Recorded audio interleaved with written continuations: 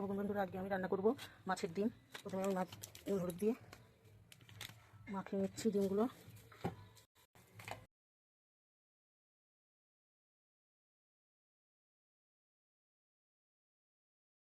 ডিমের মধ্যে একটু আমি বেসন দিয়ে দিচ্ছি যাতে ডিমটা না ছড়িয়ে যায়। ভালো করে মাখিয়ে নিচ্ছি।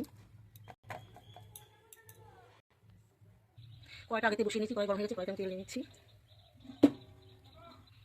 তেল গরম হয়ে গেছে, মাখিয়ে দিচ্ছি। এবার ডিম দিয়েছি, ডিমটা বেসন দিয়ে নিয়ে দিয়ে দিয়ে আর দিয়ে মাখিয়ে নিচ্ছি যাতে ডিমটা না হয়ে যায়।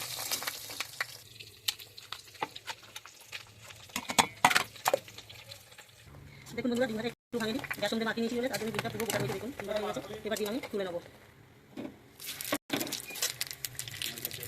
দিয়ে সেটা ফোড়ন দিচ্ছি, মশলাটা দিয়ে দিচ্ছি।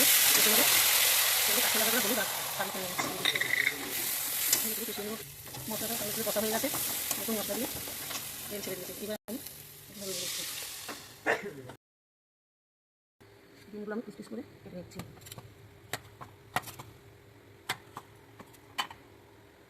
ঝোলটা ফুটছে, আমি কটা কাঁচা লঙ্কা দিয়ে দিচ্ছি। এই ভাজা ডিমটা পিস পিস করে কেটে নিয়েছি। এবার আমি ঝোলের মধ্যে ছেড়ে দিচ্ছি।